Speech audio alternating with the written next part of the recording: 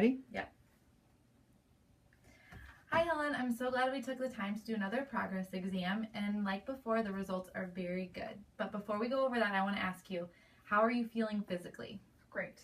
That's awesome. Chiropractic works. Isn't that awesome? It's awesome. Very good. Well, like we did before, I'd like to take you back to when you first came in, okay? You remember that? You were having severe low back pain going down the right leg. It was hard for you to come into the office. You noticed that it was affecting your sleep at night. You couldn't get in and out of the car. It was a really rough time, wasn't it? It was. Well, I'm so glad we've made the progress to where we're at today, and we're never going back there, right? Never. Never. Good. Well, I'm excited, and I'm sure that you are too, to tell you that we've made a great deal of progress, and I feel that you're fully stabilized and you're holding your adjustment beautifully. So you're right where I think you should be at this point in your care. So that's where we move on to the wellness portion of your care. Now, Sally's going to come in and she's going to schedule you for your appointments for the wellness portion of your care.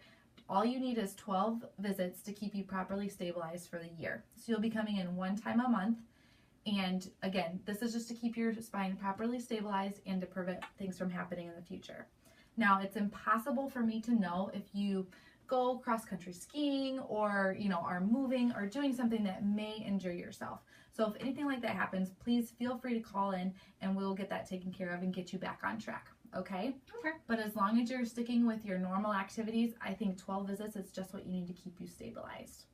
So what do we need to do to get you to the wellness care? Like I said, we're going to schedule you at one time a week or one time a month for 12 visits for the year, and that will keep you in that good stabilization stage, keep you in prevention mode. Like I talked about in the last report, anything that we take value of need maintenance, and that's including our bodies.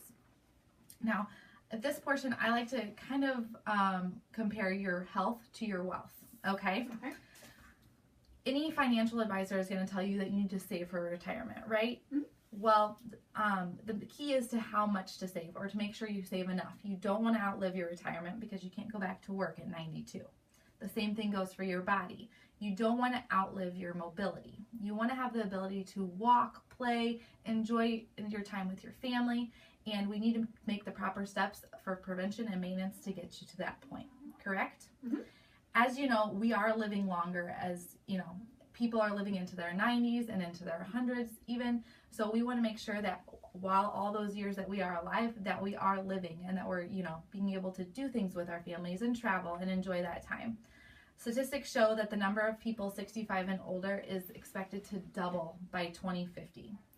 Also, it says that 1 in 5 of the nation's population will be 65 and older by 2030. So the census in 2013 showed that there are 43 million people 65 and older, and in the next 4 decades, that we'll find that there's 84 million people 65 and older. So it's just, we are living longer, and that number is going to get higher and higher and higher. Also, it's stated that people 65 years and older will double, or will even be greater than the number of people 18 years and younger. So we are getting, older, and we are living longer, and that includes you. So what are the effects of longer life longevity? And that's showing the neglect in our health. For example, dementia used to never be, not be as popular as it is today. And now all we hear about is dementia and Alzheimer's. And that's because we are seeing the effects of a longer life. Therefore, people are not taking care of their bodies properly, taking care of their nervous system, and we're seeing that this, terrible disease is taking over many more lives. The same thing goes for immobility. Immobility is not a new thing. It's been around for a long time. However, when the lifespan is usually 65 or less, you're just not seeing the effects of the wear and tear on the body. Also, the education wasn't there. Prevention and maintenance is not being understood or heard by a lot of people. So by doing the steps to take prevention and maintenance, we can keep the mobility going, like I said, so we can do things. If you notice, the handicap parking spots are increasing everywhere. Well, the key is not to increase the handicap parking spots. The key is to, proper maintenance, proper prevention to keep you where you need to be. Also, along with the handicap parking spots, we're seeing that there's a greater number of walkers and wheelchairs. Well, if you get into a walker or wheelchair at age 70 and you live till age 100, that's 30 years of your life that you're spent in a wheelchair or with a walker. That's a really long time. It's important that we stay as young as we can by, using that mobility and keeping moving, and that we do by properly maintaining the spine.